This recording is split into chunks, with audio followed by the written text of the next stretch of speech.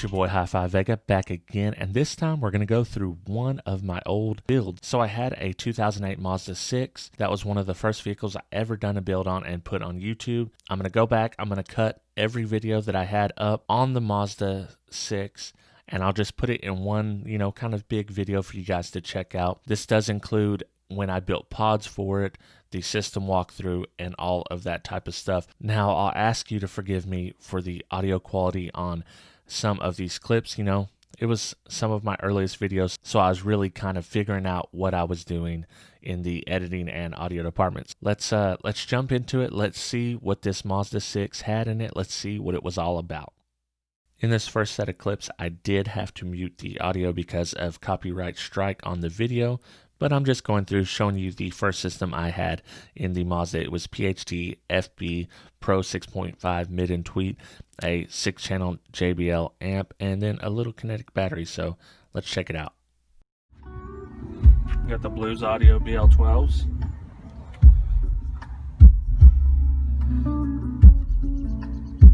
What I'm doing is I'm planning on changing my system. The front stage is going to stay the same. I'm going to change some amps and the subwoofer. I've got the subwoofer right here. This is what I'll be using in the Mazda. Modified my box that I had the Blues 12s in. It was roughly 3 cubic feet, and this sub will work in 3 cubic foot with a 37 hertz tune port.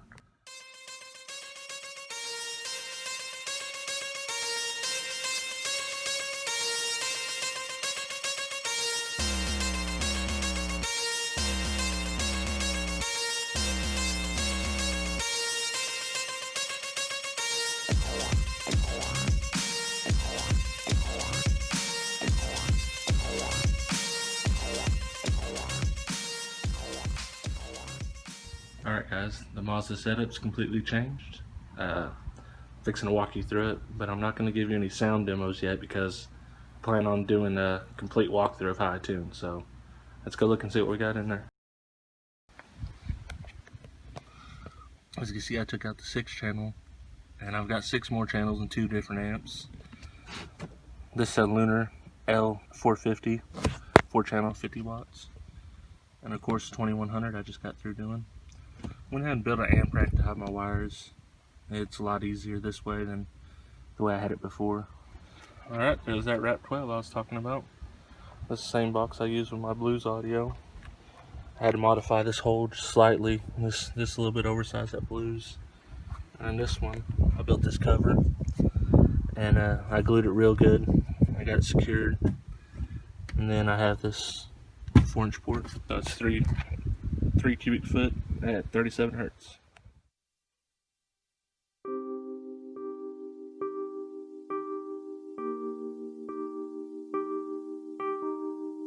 You were not the fastest. You were not the loudest. You were not the pinnacle of sound quality, but you were mine. You've held many systems, some of my favorites in fact. You will hold no more systems, but you will live forever on YouTube. I appreciate each and every one of my Patreon supporters, but I want to give a special shout out to the $6 or more members: 2001 Monolithic, The Third Era, G Nava, Joaquin Juarez, Paul Smith, Byron Chambliss, El Fuego, Travis McClendon, Brandon Hanna, William Berg, Boxboy Audio Sound Solutions, and Jesus Tires. If you're interested in getting your name read aloud or on this list, check me out at patreon.com/Hi-Fi Vega, and you'll also get some exclusive Patreon-only content. Oh, oh, oh, oh, oh.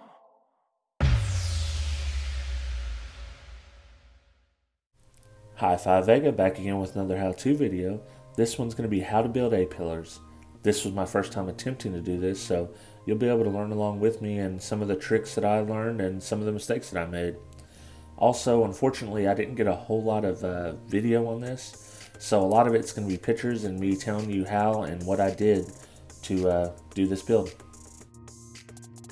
First things first, if you're going to build tweeter pods, you're going to need something to mount your tweeters to.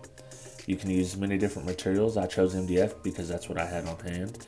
This is actually 1/2 inch MDF, And the way I created this was using 2 separate hole saws, and I left enough gap in between to mount the flange of my tweeter. Here's the tweeter inside the MDF ring, and as you can see, it's a pretty good fit. It's actually a press fit, so I'm not going to have to use any extra mounting hardware. Now I'm going to put the tweeter on the A-pillar so you can see that I don't really have any clearance issues, and I'm not going to have to use any dowel rods in this particular application. As far as placement, the way that the A-pillar angles, it's going where I'd like it to go anyway, so I'm not going to have to mess with any of that type of stuff. I'm just going to direct mount it straight to the A-pillar, and then I'll be good to go. As you can see, I had previously tried a few different tweeters in here, so I needed to fiberglass this area up and get it solid and ready for the MDF ring. Okay, yes, I know you guys are looking at the bottom picture and wondering how that got cut. No, it wasn't a wild animal or a beaver. It was me trying to use a Dremel tool to cut a perfect circle. Obviously that didn't work out, so new me went out and bought a hole saw kit. You should be like new me and use hole saw for all this stuff. Nevertheless, we can put the MDF rings up here and get them in the position we want them to be in, and then we'll be ready to glass them in. Once I got the MDF rings in the place that I wanted them, I went and took my hot glue gun, glued them in place. Once that was done, I could take the resin and bond them to the patches that I had already created. If you need to learn more about how to use fiberglass, I'll add a link in the description below for my center console build, where I go in much further detail on how to do that, how to mix, how to use it. Once the fiberglass was cured, I was able to take a die grinder and sandpaper and trim off any excess that I didn't need and try to blend all that fiberglass into the plastic the best I could and get it ready for the next step, which would be Bondo.